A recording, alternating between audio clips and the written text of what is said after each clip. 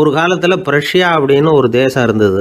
இப்போ ஜெர்மனி இருக்குல்ல, இதோட பெரும்பகுதி ஒரு காலத்தில் பிரஷ்யாங்கிற பேரில் இருந்தது. அப்போ அதுக்கு அரசராக இருந்தவர் மகா ஃப்ரெடரிக், அதாவது ஃப்ரெடரிக் தி கிரேட் அப்படின்னு சொல்லுவாங்க. அந்த ராஜாவுக்கு ஒரு சந்தேகம். நாம் பல வகையான வரிகளை விதித்து வசூல் பண்ணுறோம், அப்படி பண்ணி வருமானம் குறைஞ்சிக்கிட்டே போகுதே, இதுக்கு என்ன காரணமாக இருக்கும்? இதுதான் அவருக்கு ஏற்பட்ட சந்தேகம். ஒரு சமயம் அந்த அரசர் தம்முடைய அமைச்சர்களையும் பிரபுக்களையும் தளபதிகளையும் கூப்பிட்டு ஒரு விருந்து வச்சார். விருந்து முடிஞ்சதும் அவங்கள பார்த்து இந்த சந்தேகத்தை கேட்டார். வரிகள் அதிகமாக விதித்து வருமானம் குறையறதுக்கு என்ன காரணம் அப்படின்னு கேட்டார். பல பேருக்கு இதுக்கு சரியாக பதில் சொல்ல தெரியல. அனுபவசாலியான ஒரு தளபதி எழுந்திருச்சார். அரசே, அது எப்படிங்கிறத இப்போ உங்களுக்கு காட்டுறேன்னார். உடனே ஒரு பெரிய பனிக்கட்டி ஒன்றை தன்னுடைய கையில் எடுத்தார். அதை அப்படியும் எப்படியும் திருப்பி பார்த்தார். அப்புறம் அடுத்தவர்கிட்ட கொடுத்தார். அவர் அதை அப்படியும் இப்படியும் திருப்பி பார்த்துட்டு அடுத்தபடியாக இருந்தவர்கிட்ட கொடுத்தார். இப்படியே இதை ஒவ்வொருத்தராக பார்த்துட்டு ஒவ்வொரு கையாக மாறி கடைசியில் மன்னர் கைக்கு போய் சேர்ந்தது. மன்னர் கைக்கு அந்த பனிக்கட்டி போய் சேர்ந்தப்போ அது கொஞ்சம் கொஞ்சமாக உருகி ஒரு பட்டாணி கடலை சைஸுக்கு ஆயிட்டுது. மன்னர் யோசனை பண்ணார், வரி அதிகமாக போட்டாலும் வந்து சேர்றது குறைவாக இருக்கிறதுக்கு என்ன காரணம் அப்படிங்கிறது அவருக்கு புரிஞ்சு போச்சு. காலம்தான் மாறிட்டு இருக்கே தவிர இந்த கையூட்டு வாங்குகிற பழக்கம் மாறினதாக தெரியல. இன்னொரு ராஜா இருந்தார். அவர் தன்னுடைய ராஜாங்கத்தில் லஞ்ச ஊழலே சுத்தமாக இருக்கக்கூடாது அப்படின்னு நினச்சார். அவர்கிட்ட பல்வேறு துறைகளுக்கும் பொறுப்பாக இருந்த பல பேரும் ரொம்ப சுத்தமாகவும் நேர்மையாகவும் இருந்தாங்க. ஒரே ஒருத்தர் மட்டும் எல்லார்கிட்டையும் லஞ்சம் வாங்கிட்டே இருந்தார். அவரை வேறு துறைகளுக்கு மாற்றி பார்த்தாரு. அந்த ராஜா என்னென்னமோ பண்ணி பார்க்குறாரு. எந்த வேலையை கொடுத்தாலும் அதுலேயும் லஞ்சம் வாங்கிறதுக்கு ஒரு வழியை உண்டு பண்ணிக்குவார் அந்த ஆள். ராஜாவுக்கு இது ஒரு பெரிய தலைவலியாக போட்டுது. இவர் என்ன பண்ணுறது, இவருக்கு என்ன வேலையை கொடுக்கறது, கொஞ்சம் கூட லஞ்சம் வாங்கிறதுக்கு சான்ஸே இல்லாத ஒரு வேலையை கொடுக்கணும் அப்படின்னு திட்டம் போட்டார். ஒரு நாள் அவருக்கு அந்த உத்தரவும் போட்டுட்டார். அதாவது அவருக்கு என்ன வேலைன்னா, கடற்கரையில் தான் அவருக்கு ஆஃபீஸ். அங்கேயே இருந்துக்க வேண்டியது. தினமும் எத்தனை கடல் அலை கரையில் வந்து மோதுது அப்படிங்கிறத கணக்கெடுத்து ராஜாவுக்கு தெரிவிக்க வேண்டியது. இதுதான் அவருக்கு வேலை. பேசாமல் அலையை எண்ணிட்டு உட்காந்துருக்கிட்டோம், அப்போவாவது அவர் லஞ்சம் வாங்குகிற சந்தர்ப்பம் இல்லாமல் போயிடும் அவருக்கு அப்படின்னு நினச்சார் ராஜா. இந்த ஆள் கடற்கரைக்கு போய் டியூட்டியில் ஜாயின் பண்ணிட்டார். ஒரே மாதத்தில் அங்கே சொந்தமாக ஒரு பிரம்மாண்டமான மாளிகை கட்டிவிட்டார். ராஜாவுக்கு இது பெரிய ஆச்சரியமாக போச்சு. அலையை என்ற வேலையில் அந்த ஆள் எப்படி பணம் சம்பாதிச்சார் அப்படின்னு விசாரித்து பார்த்தார் அக்கம் பக்கத்தில். அந்த ஆள் என்ன பண்ணியிருக்கிறாருன்னா, கடற்கரையில் போய் பொறுப்பை ஏற்றுக்கிட்ட உடனே அங்கே இருந்த மீனவர்கள்கிட்ட எல்லாம் இந்த கரையில் வந்து ஒரு நாளில் வந்து மோதுகிற அலைகள் எத்தனை அப்படின்னு கேட்டிருக்காரு. அது எப்படிங்க தெரியும்னு இருக்காங்க அவங்க. தினமும் அந்த எண்ணிக்கை தெரியணும். நம்ம ராஜாவுக்கு தினமும் அறிக்கை அனுப்பணும், டெய்லி ரிப்போர்ட்டு. தவறுனா நீங்கள் இந்த கடலில் போய் மீன் பிடிக்கிறதுக்கு ராஜாவோட அனுமதி கிடைக்காது அப்படின்ட்டுருக்காரு. உடனே மீனவர்களாம் பயந்து போட்டாங்க. கடலுக்கு போகிறதுக்கு அனுமதி இல்லைன்னா பட்டினி கிடக்கிறது மாதிரி ஆகிடுமே. மெதுவாக அந்த ஆளுகிட்ட போனாங்க, காதோட காதாக சொன்னாங்க, ஐயா, எங்களால் வந்து கடல் அலையை வந்து எண்ண முடியாது. தினமும் எங்களால் முடிஞ்சதை உங்களுக்கு பணமாக கொடுத்துட்றோம். நீங்கள் தான் ராஜா கிட்ட சிபாரிசு பண்ணி நாங்கள் தொடர்ந்து மீன் பிடிக்கிறதுக்கு அனுமதி வாங்கி கொடுக்கணும் அப்படின்னு வேண்டிக்கிட்டாங்க. பணம் தினமும் வந்து சேர ஆரம்பிச்சுட்டுது. பதவியில் மற்ற பதவியோட இந்த பதவி எவ்வளவோ மேல் அப்படின்னு நினச்சிட்டோம் அந்த ஆள். அது மட்டும் இல்லை, தயவு பண்ணி என்னை இந்த இடத்த விட்டு மாற்றி விடாதீங்க சார் அப்படின்னு வேற கேட்க ஆரம்பிச்சிட்டானா.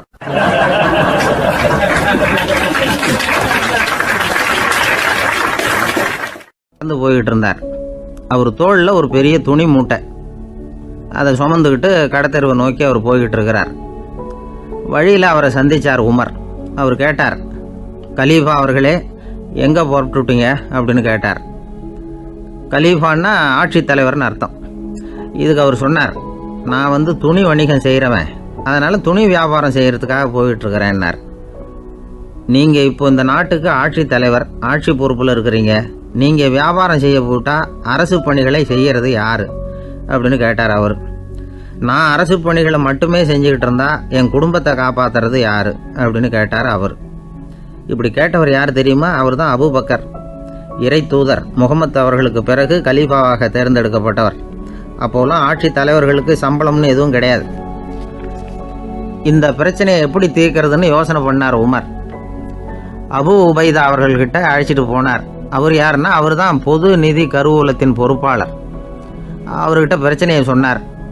இது மாதிரி ஆட்சி தலைவருக்கு பொது நிதியிலிருந்து ஊதியம் அளிக்க முடியுமான்னு கேட்டார். பொது நிதி விதிகளின்படி அதுக்கு சாத்தியம் இல்லைன்னு சொல்லிவிட்டார் அவர். சரி, வேறு ஏதாவது வழி இருக்குதான்னு கேட்டார் உமர். அபு உபைதா கொஞ்சம் யோசனை பண்ணி பார்த்தார். அப்புறமா சொன்னார், மக்காவிலிருந்து மதீனாவுக்கு குடிபெயர்ந்து வந்த அகதிகளுக்கு நிதி உதவி அளிக்கிறதுக்கு விதிகளில் இடம் இருக்குது. அப்படி பார்த்தா அபூபக்கரும் அகதி தானே, அதனால் எல்லா அகதிகளுக்கும் கொடுக்கறது மாதிரியே அவருக்கும் ஒரு தொகை அளிக்கலாம்னார். கலீஃபா அபூபக்கருக்கு இந்த அகதி உதவி தொகையைத்தான் கொடுத்துட்டு வந்தாங்களாம். குடும்ப செலவுக்கு அது போதுமானதாக இல்லை. இருந்தாலும் கலீஃபாங்கிறதுக்காக மற்ற அகதிகளை விட அதிகமாக தொகையை பெற அவர் விரும்பலை. மார்பு பக்கம் கிழிஞ்சிருந்த ஒரு மேலாடையை தான் அவர் அணிஞ்சிருந்தார். அவருடைய துணைவியார் அஸ்மா, அவங்க ஒரு நாள் தேன் அருந்த ஆசையாக இருக்குன்னாங்களாம். நமக்கு கிடைக்கிற ஊதியம் குடும்ப செலவுக்கே போதுமானதா இல்லையே, இந்த நிலையில் தேன் வாங்கிறதுக்கு காசுக்கு நான் எங்கே போவேன்ருக்கார் அவர். கொஞ்ச நாள் கழித்து அவங்க ஒரு தொகையை அவர்கிட்ட கொடுத்து தேன் வாங்கிட்டு வர சொன்னாங்களாம். இவருக்கு ஆச்சரியம், ஏது இந்த பணம்னு கேட்டிருக்காரு. நீங்கள் தினமும் குடும்ப செலவுக்காக கொடுத்துக்கிட்டு வந்த பணத்தில் கொஞ்சம் கொஞ்சமாக மிச்சப்படுத்தி வச்சேன்னாங்களாம். அபூபக்கர் அந்த பணத்தை எடுத்துக்கிட்டு நேராக பொது நிதி கருவூல பொறுப்பாளர்கிட்ட போனார். இந்த பணத்தை பொது நிதியில் சேர்த்துருங்க, இது அதிகப்படியாக எனக்கு தரப்பட்டு வந்த ஊதியம், அடுத்த மாதத்துலேருந்து இந்த தொகையை குறைச்சிங்கன்னு வேற சொல்லிவிட்டாராம். பசியை தணிக்க தேவையான அளவு உணவு, ஒரு ஜோடி உடை, இதை தவிர கூடுதலாக மக்கள் பொது நிதியிலிருந்து வாங்கிக்கிறதுக்கு என் குடும்பத்தாருக்கு உரிமை இல்லை அப்படின்னு சொல்லி கண்டிப்பாக சொல்லிவிட்டாராம். அவர் வாங்கிட்டு வந்த இந்த குறைந்த ஊதியம் கூட அவர் மனசை உறுத்திக்கிட்டே இருந்தது. கடைசி நேரம் அவர் தம்முடைய மகள் ஆயிஷா அவர்களை அழைச்சார். மகளே, இதுவரைக்கும் பொது நிதியிலிருந்து நான் வாங்கிட்டு வந்த தொகை என்னுடைய இதயத்தில் பாரமாக அழுத்திக்கிட்டு இருக்கு. என் தோட்டத்தை விற்று அதில் வர்ற பணத்திலேருந்து நான் இதுவரைக்கும் வாங்கிட்டு வந்த ஊதிய தொகையை கணக்கு போட்டு பொது நிதியில் சேர்த்துடு அப்படின்னாராம். பதவி ஏற்கிறதுக்கு முன்னாடி தன்கிட்ட இருந்ததை விட இப்போ கூடுதலாக என்ன சொத்து இருக்குன்னு பார்த்துருக்கார். ஒரு ஒட்டகம், ஒரு கோப்பை, ஒரு பணியாள். இதையும் அடுத்தபடியாக கலீஃபாவா வர்றவர்கிட்ட ஒப்படைச்சிருங்க அப்படின்னு விட்டாராம். அதே மாதிரி அடுத்து வந்த உமர்கிட்ட ஒப்படைச்சாங்க. அப்போ உமர் சொன்னாராம், அபூபக்கரே, இந்த முன்மாதிரியால் உங்களுக்கு பிறகு இந்த ஆட்சி பொறுப்பை ஏற்கிறவர்களை பெரும் நெருக்கடிக்கு ஆளாகி விட்டீங்க அப்படின்னு சொல்லி ரொம்ப கண் கலங்கினாராம். கடைசியாக அபூபக்கர் தன்னுடைய குடும்பத்தாருக்கு விட்டு சென்ற சொத்து ஒரு படுக்கை விரிப்பு, ஒரு போர்வை, அவ்வளவுதான். இது சிந்திக்க வேண்டிய ஒரு செய்தி. ஒரு ஊரில் ஒரு மன்னர் இருந்தாராம். அமைச்சர் அவர்கிட்ட சொன்னாராம், மன்னா, நம்ம ராஜ்யத்தில் இனிமே லஞ்ச ஊழலே இருக்காதுன்னாராம். ஆஹா, அப்படின்னா ஊழல் பேர் வழிகளையெல்லாம் நாடு கடத்தியாச்சா அப்படின்னு கேட்டிருக்காரு மன்னர். இதுக்கு அவர், அப்படி இல்லைங்க, இனிமே கொடுக்கறதுக்கு ஜனங்கள்கிட்ட பணமே இல்லை அப்படின்னாராம்.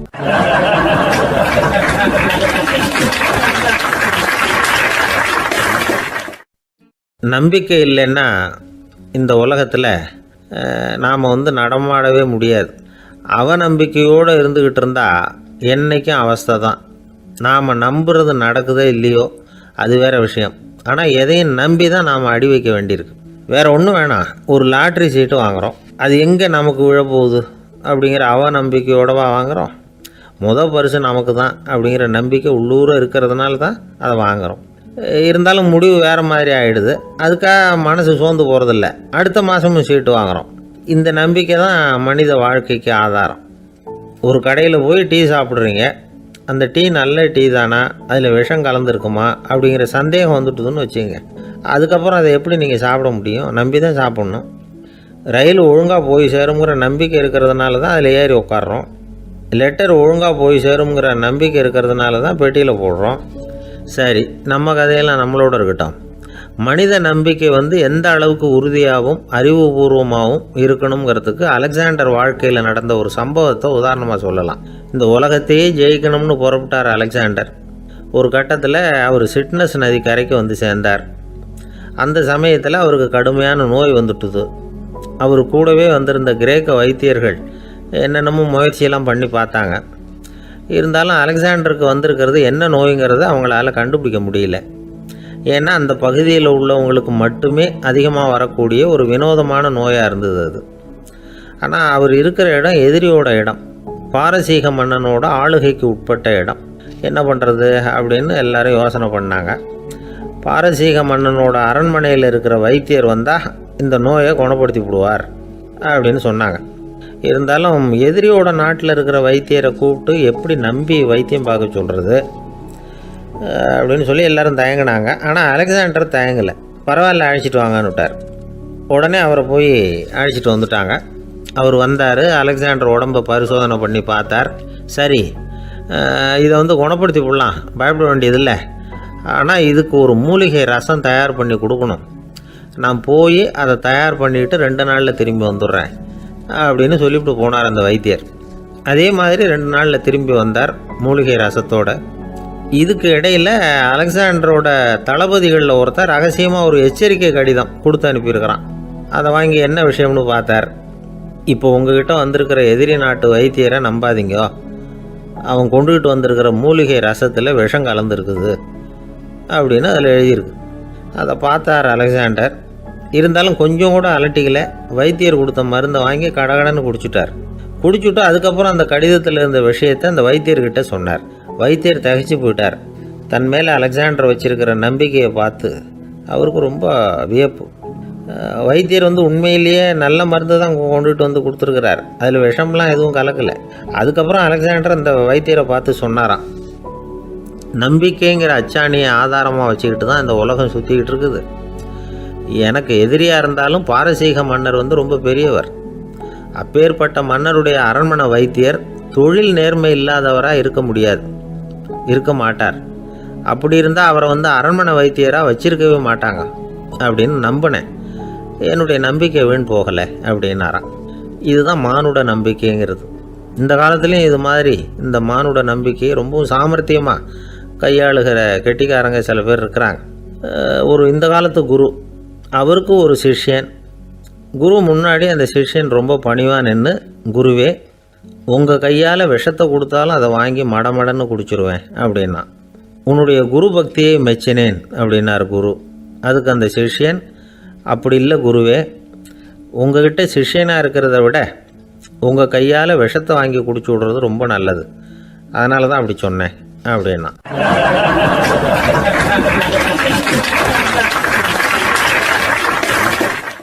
ஒரு ஊரில் ஒரு ராஜா இருந்தார். அவர் அடிக்கடி காட்டுக்கு வேட்டையாட போவார். சில நண்பர்களையும் கூட அழைச்சிக்கிட்டு போவார். காட்டுக்கு போனதும் ஆளுக்கு ஒரு பக்கமாக போய் வேட்டையாடுவாங்க. சாயந்தரமாக திரும்பி வருவாங்க. மறுநாள் அரண்மனையில் உட்காந்து ஒவ்வொருத்தரும் அவங்க அனுபவங்களை எல்லாம் சொல்லிக்குவாங்க. அவங்க வீரத்துக்கு தகுந்த மாதிரி பரிசை அந்த ராஜா கொடுப்பார். இது மாதிரி ஒரு தடவை எல்லாரும் வேட்டைக்கு போயிட்டு திரும்பி வந்ததும் உட்காந்து பேச ஆரம்பிச்சிருக்கிறாங்க. ஒருத்தன் சொன்னான், தன்னுடைய வீர செயலை பற்றி அளக்க ஆரம்பிச்சிட்டான். ஏன்னா அது எதுக்கு பரிசு கிடைக்க போகுதில்ல, அதனால். அவன் என்ன சொன்னான் தெரியுமா? அரசே, நேற்றுக்கு காட்டில் என்னாச்சு தெரியுமா? எனக்கு நேராக ஒரு சிங்கம் வாயை திறந்துக்கிட்டு வந்துட்டுது. நான் பயப்படவே இல்லை. உடனே ஒரு கல்லை எடுத்து குறி பார்த்து வீசினேன். சிங்கத்து வாய்க்குள்ளே போய் அந்த கல் மாட்டிக்கிட்டுது. அவ்வளவுதான். அந்த சிங்கம் என்னை பார்த்துட்டு பயந்துட்டு ஒரே ஓட்டமாக திரும்பி ஓடி போயிட்டுது அப்படின்னா. ஆஹா பலே அப்படின்னு எல்லாரும் கை தட்டினாங்க. 2வது ஆள் ஒருத்தன் எழுந்திரிச்சான். அவன் சொல்ல ஆரம்பித்தான், அரசே, நான் போன வழியில் 2 பெரிய மலைப்பாம்பு கிடந்தது. என்னை மூழ்கிறதுக்கு வந்தது. நான் என்ன பண்ணேன் தெரியுமா? அந்த 2 பாம்போட வாலையும் ஒன்றா சேர்த்து முடிச்சு போட்டுட்டேன். அவ்வளவுதான். அது அங்கே இழுக்க இது இங்கே இழுக்க முடிச்சு நல்லா இறுகி போட்டுது அப்படின்றான். ஆஹா அற்புதம்னு சொல்லி எல்லாரும் கை தட்டினாங்களாம். அடுத்தபடியாக 3வது ஆள் ஒருத்தன் வந்தான். அவன் சொல்ல ஆரம்பித்தான், மன்னா, நான் போன பாதையில் குறுக்க ஒரு ஆறு, அதில் இறங்கி குளித்தேன். யாரோ காலை பிடிச்சி இழுக்கிறது மாதிரி இருந்தது. திரும்பி பார்த்தா ஒரு பெரிய முதலை. நான் உடனே அப்படியே ஒரு துள்ளல் துள்ளி அது முதுகில் போய் உக்காந்துக்கிட்டேன். அதை அப்படியே கரைக்கு நீந்த வச்சேன். கரைக்கு வந்து சேர்ந்ததும் அப்படியே ஒரே துள்ளி குதித்து கரைக்கு வந்துட்டேன் அப்படின்றான். அவன் தன்னுடைய வீரத்தை அப்படி சொல்லியிருக்கான். அடடா எப்பேற்பட்ட வீரம் அப்படின்னு எல்லாரும் கை தட்டினாங்களாம். 4வது ஆள் எழுந்திரிச்சான். மன்னா, நான் போன இடத்துல ஒரு கரடி வந்து என்னை துரத்த ஆரம்பிச்சுட்டுது. நான் ஒரு மலை உச்சிக்கு வந்துட்டேன். அதுக்கப்புறம் ஒரு அடி எடுத்து வச்சாலும் அதில் பாதாளத்தில் விழ வேண்டியது தான். அந்த நேரம் பார்த்து ஒரு பெரிய ராட்சச கழுகு அந்த பக்கமாக பறந்து வந்தது. நான் உடனே அப்படியே உயர எழும்பி அந்த கழுகோட காலை பிடிச்சிக்கிட்டேன். அப்படியே தொங்கிக்கிட்டே வந்தேன். ஒரு நல்ல இடம் வந்ததும் தொப்புன்னு கீழே குதிச்சு நடந்து வந்துட்டேன்னா. இதுக்கும் எல்லாரும் கை தட்டுறாங்க.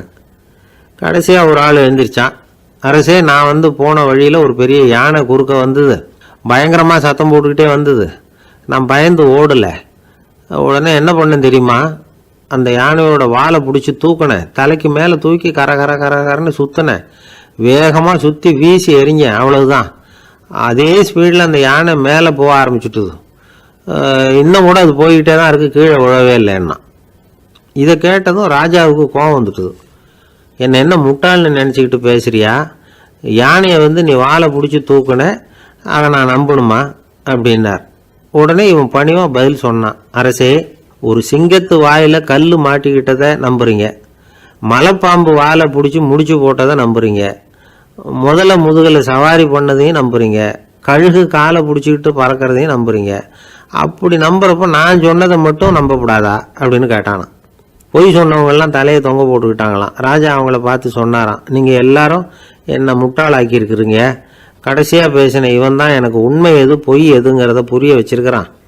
இவன் தான் உண்மையான தைரியசாலி அப்படின்னு சொல்லி அவனுக்கே பரிசையெல்லாம் கொடுத்து பாராட்டினாராம். இப்படி ஒரு கதை. உண்மையை நிலைநாட்டுகிறவன் தான் உண்மையான வீரன் அப்படிங்கிறத இதிலிருந்து நாம் புரிஞ்சுக்கணும். இந்த காலத்துல எல்லாம் பொய் சொன்னாதான் பிழைக்க முடியுங்கிறது ஒரு சில பேரோட நம்பிக்கை. ஒரு அப்பாவுக்கு தன் மகனுக்கு பொய் சொல்ல தெரியலையேங்கிற கவலை. பொய் சொன்னாதான் இந்த உலகத்தில் பிழைக்கலாம், ஆனால் இவனுக்கு அது தெரியலையே, அதனால் இவனை அழைச்சிட்டு போய் நடுக்கடலில் விட்டுட்டு வந்துடுவோம் அப்படின்னு அழைச்சிட்டு புறப்பட்டான்.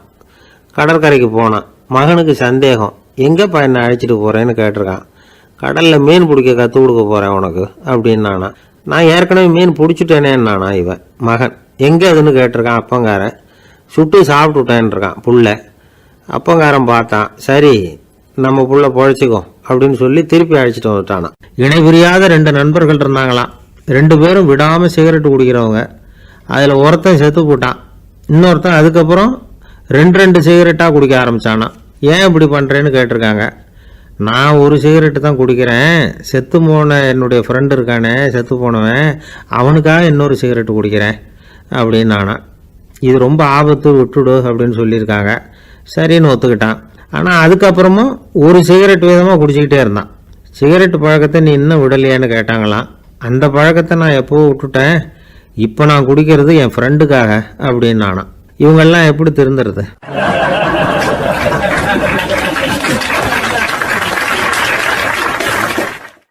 ஒரு பள்ளிக்கூடம் வகுப்பு நடந்துக்கிட்டு இருக்கு. ஆசிரியர் பாடம் நடத்திக்கிட்டு இருக்கிறார். நடத்தி முடித்த உடனே கேட்டார், மாணவர்களே, இதுவரைக்கும் நான் நடத்தின பாடத்தில் உங்களுக்கு ஏதாவது சந்தேகம் இருக்கா அப்படின்னு கேட்டார். அப்புறம் ஒவ்வொருத்தராக கேட்டார். ஒரு மாணவன் எழுந்திருச்சான். சார், எனக்கு சந்தேகம் எதுவுமே இல்லைன்னா. ஏன்னு கேட்டார். ஏன்னா எனக்கு நீங்கள் நடத்தின பாடம் தெளிவாக புரிஞ்சுட்டுது, அதனால் சந்தேகம் வரலன்னா. இன்னொரு மாணவன் எழுந்திருச்சான். சார், எனக்கும் சந்தேகம் எதுவும் இல்லைன்னா. ஏண்டான்னு கேட்டார். ஏன்னா எனக்கு நீங்கள் நடத்தின பாடம் எதுவுமே புரியல, அதனால் சந்தேகம் வரல அப்படின்னா. இந்த இடத்துல நாம் கொஞ்சம் சிந்திச்சு பார்க்கணும். இந்த உலகத்தில் எல்லாம் புரிஞ்ச ஒருத்தனுக்கும் சந்தேகம் வராது, எதுவுமே புரியாத ஒருத்தனுக்கும் சந்தேகம் வராது. அறகுறையாக புரிஞ்சுக்கிட்டவன் இருக்கான் பாருங்க, அவனுக்கு தான் அடிக்கடி சந்தேகம் வரும். ஆக மாணவர்களை இந்த 3 வகையாக பிரிக்கலாம். அதே மாதிரி தான் மனிதர்களையும் 3 வகையாக பிரிக்கிறாங்க ஆன்மீகவாதிகள். ஒரு ஆன்மீக பெரியவர் என்ன சொல்கிறார் தெரியுமா? இந்த உலகத்தில் 3 வகையான மனிதர்கள் இருக்கிறாங்களாம். முதல் வகை எப்படி தெரியுமா? இவங்களுக்கு எதையும் தெரிஞ்சுக்கணுங்கிற அவசியமே கிடையாது. ஏன்னா அவங்களுக்கு எல்லாமும் தெரியும். இவங்க ஞானத்தின் முழு வடிவாக இருக்கிற காரணத்தினால அவங்களுக்கு எந்த சந்தேகமும் இல்லை, எந்த கேள்விகளும் கிடையாது. இந்த நிலையில் இருக்கிறவன் கிருஷ்ணன். எல்லாத்துக்கும் விடை தெரிஞ்சுக்கிட்ட நிலையில் அவன் விடையாக மாறிவிட்டான் அப்படின்னு சொல்லுவாங்க. 2வது நிலையில் இருக்கிறவன் அர்ஜுனன். இவனுக்கு எப்போ பார்த்தாலும் கேள்விதான், சந்தேகம்தான். பதில் சொல்ல சொல்ல அவனுக்கு இருக்கிற சந்தேகமும் அதிகமாகிட்டே இருக்கும், குறையவே குறையாது.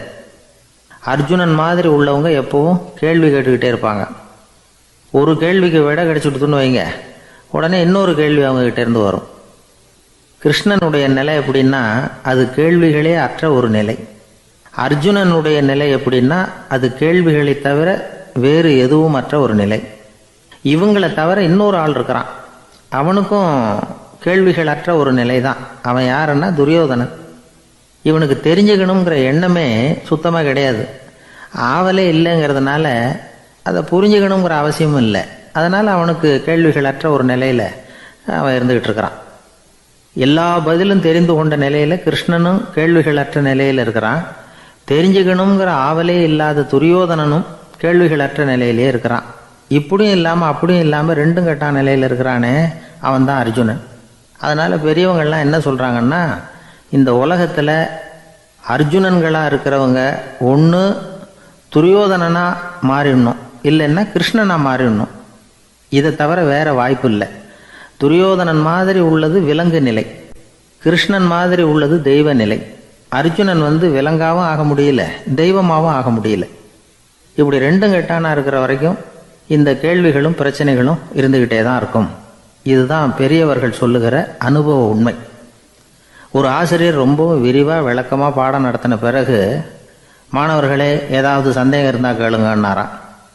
ஒரு மாணவன் எழுந்திரிச்சான். சார், எனக்கு ஒரு சந்தேகம்னா. என்னன்னு கேட்டார். இது வரைக்கும் என்ன பாடம் சார் நடத்துனீங்க அப்படின்னா அந்த பையன்.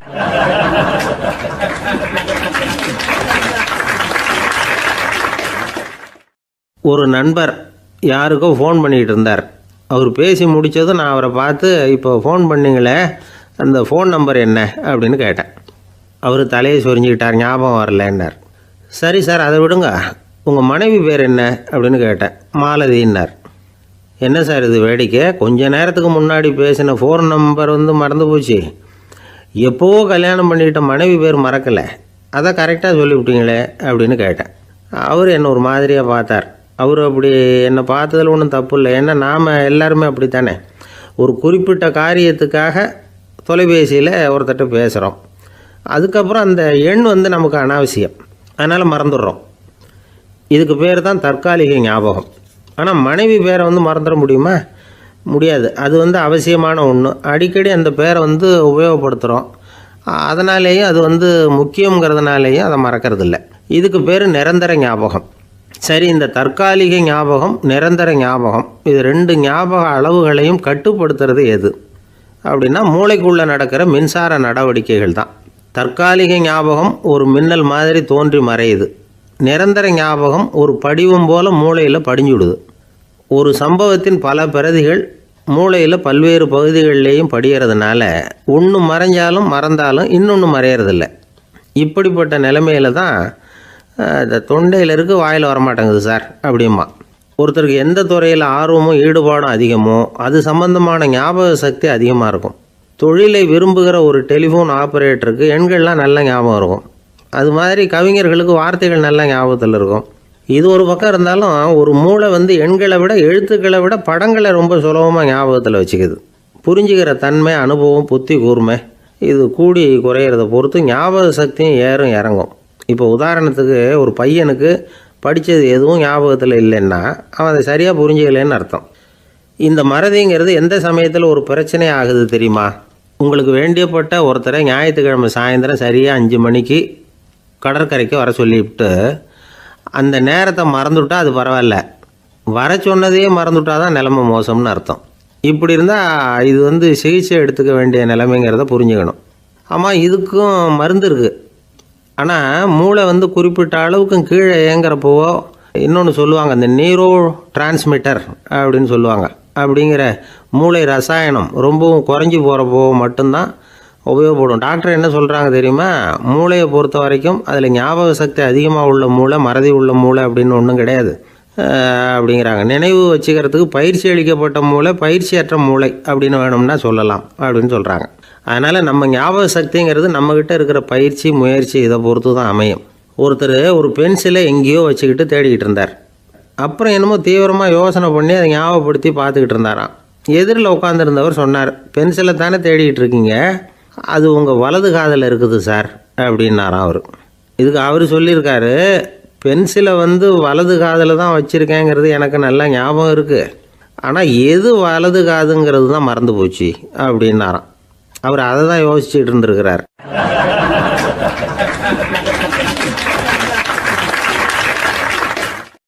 துஷ்டரை கண்டால் தூர விலகு, இப்படி ஒரு பழமொழி உண்டு. எதுக்காக இப்படி சொல்லி வச்சாங்க?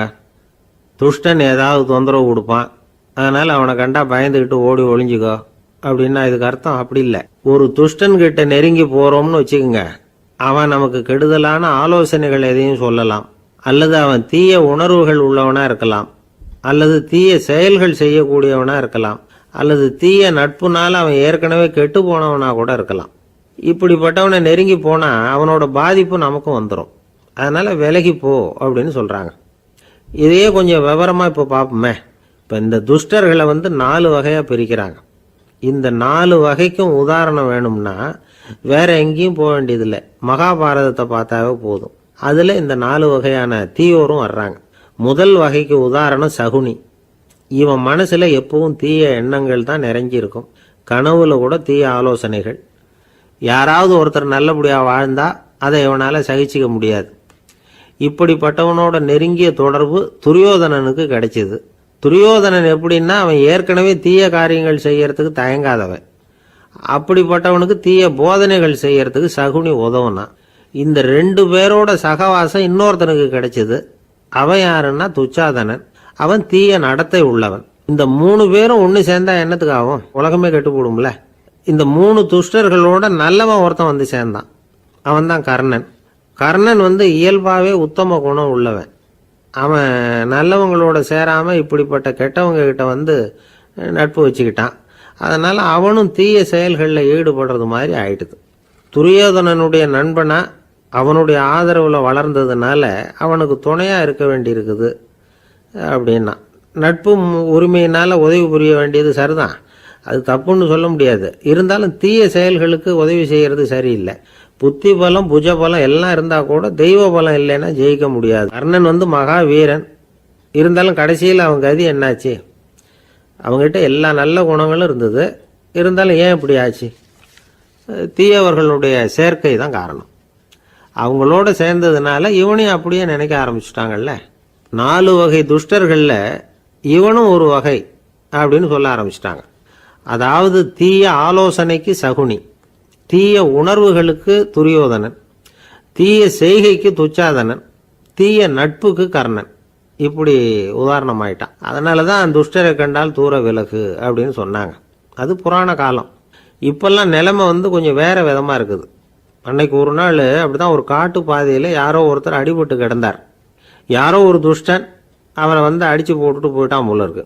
அந்த வழியாக போன ஒருத்தர் பரிதாபப்பட்டு அவனை போய் தூக்குனார், ஆறுதல் சொன்னார். இதை பாருங்க, இந்த வழியாக எப்பவும் தனியாக வரக்கூடாது. ஏன்னா இங்கே ஒரு ரவுடி இருந்துக்கிட்டு வர்றவங்க போகிறவங்களெல்லாம் வழிப்பறி பண்ணிகிட்டு இருக்கிறதா கேள்விப்பட்டிருக்கிறேன் அப்படின்னாராம். இனிமேல் அப்படி கேள்விப்பட மாட்டீங்க அப்படின்னு நானா அந்த ஆள். ஏன்னு கேட்டிருக்காரு இவர். அவன் சொல்லியிருக்கான், நான் தான் சார் அந்த ரவுடி. இந்த வழியாக போனவங்க கிட்ட தகராறு பண்ணேன். அவங்க தான் என்ன இப்படி அடித்து போட்டு என்கிட்ட இருந்த பணத்தையெல்லாம் பிடிங்கிட்டு போட்டாங்க சார். காலம் ரொம்ப கெட்டு போச்சு அப்படின்னு நானா ரொம்ப பரிதாபமா.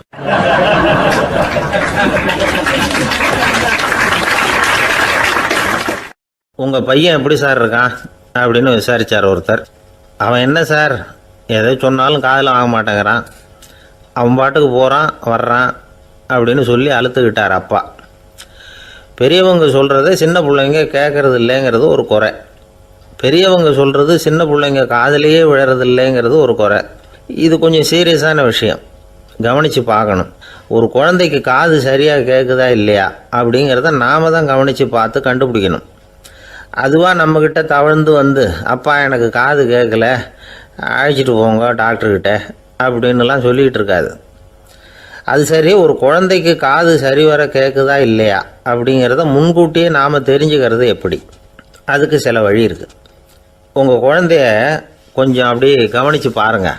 அடிக்கடி ஜலதோஷம், காதில் அரிப்பு ஏற்படுதா, மூக்கு வந்து விரிவாகவும் அப்புறம் வந்து டான்சில், அடினாய்டு, சத அழற்சி இது மாதிரி ஏதாவது இருக்கா, வாயிலிருந்து எச்சில் ஒழுகுதா, குழந்தை வாயினால் சுவாசிக்குதா, பற்கள் வந்து முன்னாடி தள்ளி வளருதா, இதெல்லாம் அதுக்கு அறிகுறி. அப்புறம் இந்த VBDF TH இப்படி இந்த ஒலிகள் சேர்ந்த வார்த்தைகளை வந்து குழந்தை வந்து சரியாக புரிஞ்சுக்காது. இப்போ உதாரணத்துக்கு பட்டுன்னு சொல்லு குழந்தை அப்படின்னீங்கன்னா அது வந்து கட்டுன்னு சொல்லும். அதாவது பட்டு சவுண்டை அதால் புரிஞ்சிக்க முடியல. அப்புறம் உங்கள் குழந்தை வந்து உங்களை உறக்க பேச சொல்கிறானா, அடிக்கடி கேள்வி கேட்குறானா, சாப்பிட்றப்போ கவனம் இல்லாமல் இருக்கானா, படிப்பில் போதுமான முன்னேற்றம் இல்லையா, வகுப்பில் சரியாக கவனிக்கிறது இல்லையா, இப்படிலாம் இருந்தால் ஆரம்பத்திலேயே டாக்டர்கிட்ட அழைச்சிட்டு போய் சிகிச்சையை வந்து ஆரம்பிச்சுடலாம், குணப்படுத்தி விடலாம். குழந்தைக்கு காது சரியாக கேட்கலன்னா நீங்கள் செய்ய வேண்டியது என்ன தெரியுமா? அவனுக்கு காது கேட்கலேங்கிறதுக்காக அவன் முன்னாடி சத்தம் போட்டு பேசக்கூடாது. மெதுவாக சீராக பேசணும். அவனை பார்த்து பேசணும்.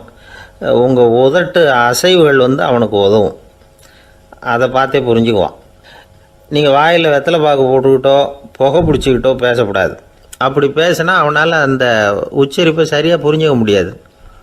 ஒரு வார்த்தையை சொல்கிறீங்க, அவனுக்கு புரியல அப்படின்னா அதே வார்த்தையை மறுபடியும் சொல்லணும். அவனுக்கு நீங்கள் முதல்ல சொன்ன வார்த்தை புரியலேன்னு நினச்சிக்கிட்டு மறுபடியும் திருப்பி சொல்கிறப்போ அதே அர்த்தம் வரக்கூடிய வேறு வார்த்தையை சொல்லக்கூடாது. இப்படிலாம் நடந்துக்கிட்டால் அவனுக்கு மன திடத்தை ஏற்படுத்த முடியும். இல்லைன்னா அவனுக்கு தாழ்வு மனப்பான்மை வந்துடும். குழந்தைக்கு காது கோளாறுன்னா ஆரம்பத்திலேயே டாக்டர்கிட்ட அழைச்சிட்டு போனால் போதும், குணப்படுத்தி விடலாம். அப்புறம் பார்த்துக்கலாமே அப்படின்னு அலட்சியமாக இருந்துட்டால் தான் கஷ்டம். சில பேர் கோபத்தில் சின்ன பிள்ளைங்க காதை பிடிச்சி திருகிறது உண்டு. இது ரொம்ப தப்பு. காது கையோடு வந்துட்டால் என்ன பண்ணுறது? ஒரு வேடிக்கை கதை. அது கதை தான், நிஜமாக நடந்ததில்லை. அது மாதிரி நடக்காது. ஒரு வேடிக்கைக்காக சொல்லப்படுற கதை.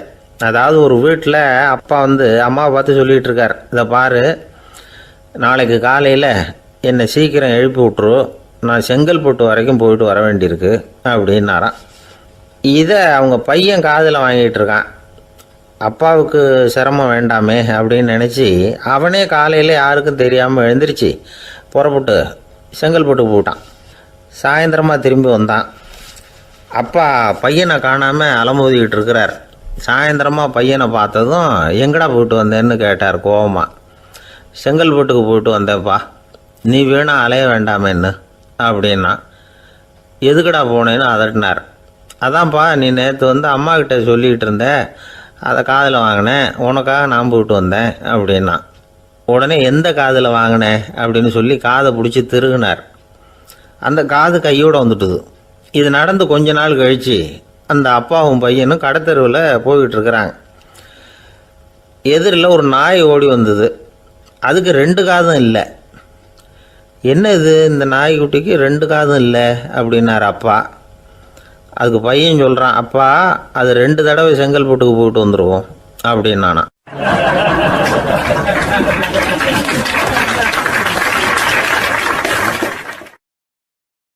ஒரு ஊரில் ஒரு பெரிய ஞானி இருந்தார். அவர் படுக்கையில் இருந்தார். இன்னும் கொஞ்ச நேரம்தான் அவர் இந்த உலகத்தில் இருக்க போகிறார். அவரை சுற்றி ஏகப்பட்ட கூட்டம். ஏற்கனவே அவருடைய உபதேசங்களை கேட்டவங்க பல பேர் அவரை சுற்றி நிற்கிறாங்க. அந்த ஞானி மெதுவாக கண்ணை திறந்து பார்க்குறார். எல்லாரும் அவருடைய கடைசி வார்த்தையை கேட்கறதுக்காக அவளோட காத்துக்கிட்டு இருக்கிறாங்க. அந்த ஞானி மெதுவாக பேச ஆரம்பித்தார்.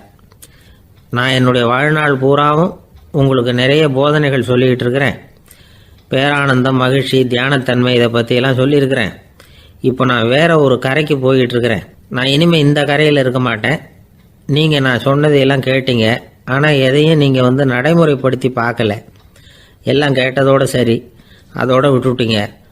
அப்புறம் அதை தள்ளி போட்டுக்கிட்டே வந்துட்டீங்க. மேலும் அதை தள்ளி போடுறதுல எந்த பிரயோஜனமும் கிடையாது. இப்போ நான் போய்கிட்டு இருக்கிறேன். உங்களில் யாராவது என்னோட வர்றதுக்கு தயாரா அப்படின்னு கேட்டார். அவ்வளவுதான். யாரும் வாயை திறக்கலை. ஒரே மௌனம், சத்தமே இல்லை. ஒருத்தர் பார்த்துக்கிட்டே நிற்கிறாங்க. அந்த கூட்டத்தில் ஒரு ஆள் அந்த ஞானி கூடவே 40 வருஷத்துக்கு மேலே இருந்திருக்கிறான். அவனும் வாயை திறக்காமல் இன்னொருத்தன் முகத்தை பார்த்துக்கிட்டே நிற்கிறான். இந்த சமயத்தில் பின்னாடி நின்றுக்கிட்டு இருந்த ஒருத்தன் கையை தூக்கினான். ஞானி அவனை பார்த்தார். சரி, ஒருத்தனுக்காவது நம்மோட வர்றதுக்கு தைரியம் இருக்குது அப்படின்னு நினச்சார். ஆனால் அந்த ஆள் என்ன சொன்னான் தெரியுமா? ஐயா, நீங்கள் கேட்குறப்போ நான் உடனே எழுந்திருக்கல, கையை மட்டும்தான் தூக்கினேன். என்ன காரணம்னா, நான் எப்படி அடுத்த கரைக்கு சேர்றதுங்கிறது தெரிஞ்சுக்கிறதுக்காக தான். அந்த விவரத்தை மட்டும் இப்போ உங்ககிட்ட இருந்து நான் தெரிஞ்சுக்க ஆசைப்பட்றேன். ஏன்னா இப்போ நான் உங்கள் கூட வர்றதுக்கு தயாராக இல்லை. எவ்வளவோ காரியங்களை நான் இன்னும் இங்கே முடிக்க வேண்டியிருக்குது. வீட்டுக்கு ஒரு விருந்தினர் வந்திருக்கிறார். என்னுடைய இளைய மகனுக்கு கல்யாணம் பண்ணி வைக்கணும். அதனால் இன்றைக்கி உங்கள் கூட வர முடியாது. அது மட்டும் இல்லை, இப்போ உங்கள் கூட அடுத்த கரைக்கு வந்தால் திரும்பி வர முடியாதுன்னு வேறு சொல்கிறீங்க. அதனால் இப்போ நான் வரல. இன்னொரு நாள் நிச்சயமாக நான் வர்றேங்க, உங்களை சந்திக்கிறேன். அதனால் இப்போ நீங்கள் இன்னொரு தடவை எங்களுக்கு விளக்கமாக சொல்லணும். ஏற்கனவே பல தடவை சொல்லியிருக்கிறீங்க. தயவு பண்ணி இப்போ ஒரு தடவை சொன்னீங்கன்னா சௌகரியமாக இருக்கும். அந்த அடுத்த கரையை அடையிறது எப்படி, இப்போ ஒரு தடவை அதை விளக்கமாக சொல்லிட்டிங்கன்னா நல்லா ஞாபகப்படுத்திக்குவேன். அது சரியான சமயம் வர்றப்போ இது எனக்கு உதவியாக இருக்கும் அப்படின்னு நானா. ஆனால் உண்மை என்ன தெரியுமா? அந்த சரியான சமயம் வரவே இல்லை அப்படிங்கிறது தான் உண்மை. இப்படி அந்த கதை முடியும். இந்த கதை அந்த ஒரு ஆளுக்கு மட்டும் இல்லை, கிட்டத்தட்ட எல்லாருக்குமே அது பொருந்தும் அப்படிங்கிறாங்க விவரம் தெரிஞ்சவங்க. எல்லாருமே அந்த சரியான தருணத்துக்காக தான் காத்துக்கிட்டு இருக்கிறாங்களாம். அதுக்காக ஜோசியம் பார்க்குறாங்க, கைரேகை பார்க்குறாங்க, நாளைக்கு என்ன நடக்குங்கிற ஆவலில் எல்லாரும் காத்துக்கிட்டு இருக்கிறாங்க. ஆனால் அந்த ஒரு நாள் ஒருபோதும் வரப்போகிறதில்ல.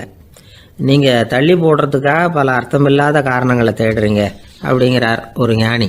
காத்திருக்கிறதுலேயே நம்ம காலம் ஓடி போயிடுது. ஏன்னா இன்னைக்கு நாம் சிந்திக்கிறது நாளைக்கு நாம் சிந்திக்கிறது இல்லை. ஒவ்வொரு நாளும் ஒவ்வொரு மாதிரி போயிடுது. நாளைக்கு மறுநாளை பற்றியே சிந்திக்கிறோம். இப்படியே அது பாட்டுக்கு போயிடும். கரையை தொட்டு பார்க்குறது எப்போ, இதுதான் கேள்வி. நமக்கு வேண்டியப்பட்ட ஒருத்தர் ஒரு ரயில்வே பிளாட்ஃபாரத்தில் நின்றுட்டு இருக்கிறார். அங்கே இருக்கிறவங்க கிட்ட கேட்குறாராம், விசாரிக்கிறார், ஏங்க கிழக்க போகிற ரயில் போயிட்டுதுங்களான்னாராம். போயிட்டுதுன்னு இருக்கிறாங்க. கொஞ்ச நேரம் கழிச்சு ஏங்க மேற்க போகிற ரயில் போயிட்டுதுங்களான்னு கேட்டிருக்காரு. போயிட்டுதுங்களான் இருக்காங்க. அப்புறம் கொஞ்ச நேரம் கழிச்சு மறுபடியும் ஏங்க 10:30 மணி வண்டி போயிட்டுதான்னு கேட்டிருக்காரு. தொடர்ந்து காலையிலேருந்து சாயந்தரம் வரைக்கும் இப்படி ஒரே இடத்துல நின்றுட்டு கேட்டுக்கிட்டே இருக்கிறார். இதை பார்த்துக்கிட்டு இருந்த ஒருத்தர் அவர்கிட்ட ஏங்க நீங்கள் எங்கே போகணும் அப்படின்னு கேட்டாராம். இவர் மெதுவாக சொன்னாராம், இந்த ரயில்வே லைனை தாண்டி அந்த பக்கம் போகணும் அப்படின்னாராம்.